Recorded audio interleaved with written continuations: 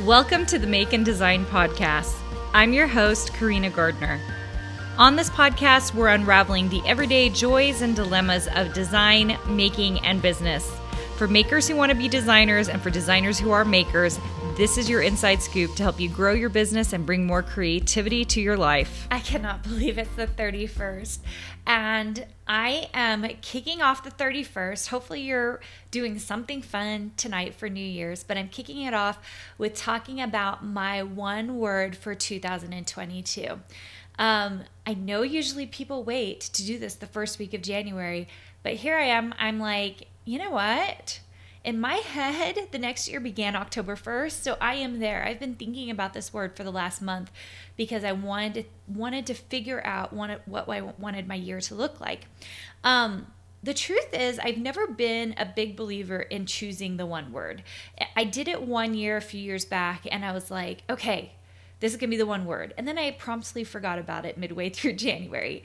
But this year is a little different. The reason is because I personally have been in a mastermind, and I saw what this year looked like for me in work. And while I didn't have a one word, it really was all about, the word's not perfection. I don't know what the word is. I just wanted to build something great. I wanted to do something that was going to be profound and helped others and let people kind of really start to feel in their own way what they were doing was powerful, wonderful, creative. And I knew that's what I was doing. And as I've been watching my Design Suite members, seeing boot camp members have like these aha moments, I have gotten so excited that I have been fulfilling the mission that I have been created to do. And so as I thought the last month about what I wanted the next year to look like, there was one word that came over and over to my brain. And so I thought I would share that with you guys. It is the most unsexy word. And I've never heard of anyone having this word as their one word. But for me, it makes a lot of sense. And it should be no surprise that this is my word since I'm a designer. So my word this year is visibility. Okay, you're like, Carina, I don't understand. I don't get it. So let's talk about it. I'm going to talk about it in terms of really breaking it down to how I see it. And if you're trying to come up with a word this year, you should do the same thing. I broke it down. I broke down everything into different categories. I know I have a girlfriend who does this for all of her goals. And so I did it for my one word because it will help me make my goals, right? So visibility. It's a little different than clarity because one of the things that kept coming up for me as I was writing it down was like a clear path or clearly seeing. But clearly seeing is visibility. It's not clarity. And I've had a lot of clarity for a while. I need visibility. So the four categories I've broken this down to is family, health, spiritual, and work. So those are the four I wanted to concentrate on. There's so many more. There are people, and you might be one of these, that need like maybe self-care is a category or personal is a category. You could have exercise instead of health be a category. So whatever you like, but these are the four I'm going to talk about today and how I am planning on implementing them with this word visibility. So let's talk about it in terms of, it was the easiest for work. I was thinking about it in terms of my business. And some of you have seen that at Carina Gardner, which is my Instagram handle for my fabric feed, has really been quilting for the last 2 or 3 years. I have really focused on helping people see how to show off their fabric line, my fabric line, or show off their quilts in my fabrics, and just really like use the materials that I've been designing for things that are pleasurable in our lives, okay? And one of the things I realized is I love fabric. Fabric is one of many things I design. I design a lot of different things. And I really wanted to focus in on the thing that actually has been making the most good in the world for the most impact I've been doing, which is designing and teaching people how to design. And so when I really started thinking about that, and I finally just settled into it, thinking I need to be showing people that design isn't some scary secret thing they can learn how to do it, or don't want to learn how to do because it feels so scary, but it's actually something that's like methodical, and there is coursework for it. And if this is the life you want, if you have always wanted to be a creative who makes money, that it's totally possible. And I have been working on the program all year to make it the best ever. So many times I see programs out there that are really short, 2-3 months, or they're DIY. And I just was like, I don't want that. I want to create something that feels like university level, but so niched out that you can start making money right away. And I feel like I really created that this year. And it's been so powerful to me and so exciting to watch my designer members making all of these things.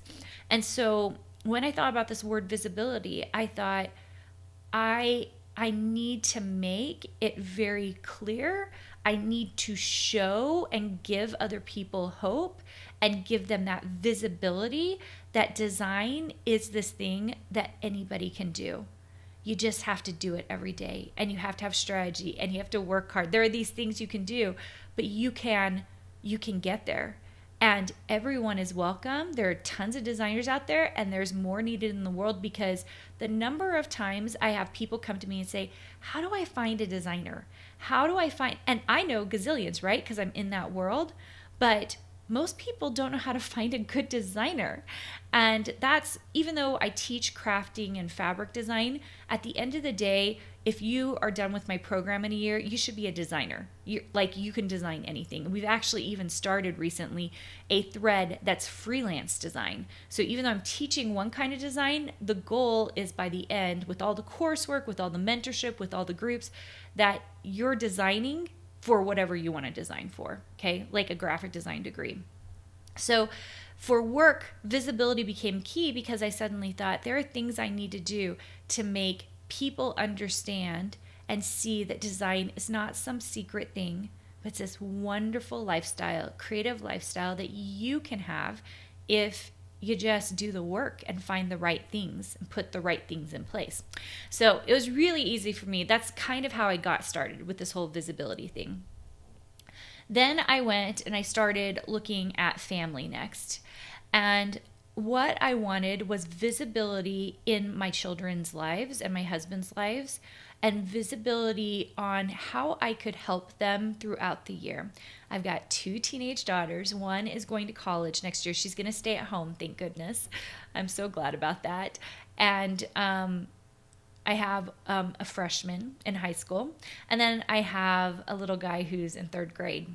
And I just really thought that this was the year I really wanted to pay attention to what's going on in their lives.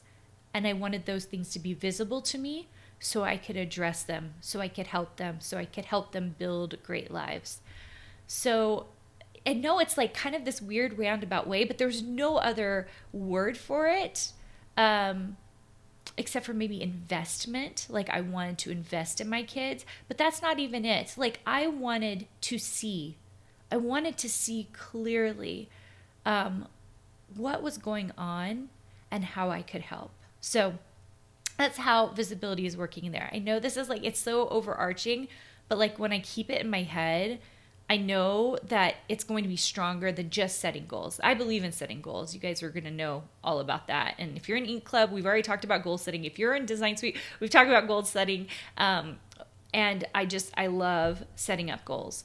But I also think that this one word thing can be really powerful if you really are concentrating it on terms of like just remembering every day how to use it. And so that's how I'm using it for family and work. Okay, next up, health. I have actually this entire month been trying really hard to eat a little cleaner. I haven't been exercising because I recently had a surgery and I can't exercise for a while. But I thought to myself, I care deeply about being strong, being able to show up for my family and show up for my members. And I was like, you know what? Like, I need to make the things in my house that we're eating in particular more visible. I know that sounds like a crazy way to go about it, but that's the way I kind of connected the dots for me. And that is, everything we do, we're seeing, and whatever my kids are looking at in the fridge, they're seeing. So how do I make the healthy foods more visible? And I've got some plans in place so that we can spend more time with the healthy foods, with the fruits and vegetables, the lean proteins and all that other good stuff. Not a diet. We're not dieting. We're still eating carbs and sugar over here. But just trying to bring a certain level of health to what's going on in our house. That's easy for a lot of people. Like, I have a sister-in-law, like, I feel like they are so good at staying healthy. They're just not super big foodies the way our family is. We love all the good food. And so how do we make some better choices? And I think part of that is by simply making the good food visible. Okay. And then the final thing for me is spiritual. Spiritual is really a big deal to me. I really care deeply about my spirituality. And I know so many of you out there have something that you believe in, something greater than yourself.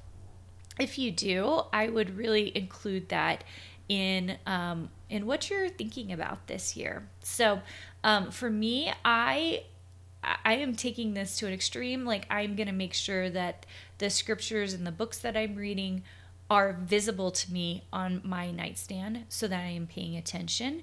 And one of the other things I wrote is that that the good things, the wonderful things that are happening in my life, that those things will be visible to me. So often, I think we don't pay attention to all the wonderful things that really are happening in our lives, and so we're not grateful for them because we don't see them. And I want them to be visible to me. I want to be grateful for them. I want to see them. And by seeing them, then I can remember all the good things that are happening in my life. To me, that's very, very spiritual. So, kind of physically putting some books in my area so that I'm paying attention and I'm listening, reading, and doing. And then secondary to that, paying attention to all the details in my life that are visible to me and that I can be grateful for. So that's my word of the year. Hopefully it's inspired you to start really thinking about maybe not even a word, but what you want. And actually a word will come to you, because that's how it happened for me. I was thinking about, what do I want my next year to look like?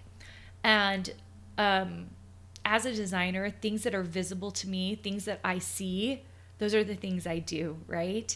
And so it just made a lot of sense as I started thinking about how I wanted this year to look. For you, it might be something totally different. Maybe you need to be brave this year. Maybe you need to have courage. Maybe you need to work hard. Maybe you need to have gratitude. I don't know what your word is this year, but center yourself on it and see if it brings you to a place of goodness. Okay, you guys, have a wonderful last few hours of this year. And I can't wait to see you in 2022. Hey, did you know that you can visit me at makeanddesign.com to learn more about this podcast and join my VIP group for weekly freebies? I can't wait to see you there.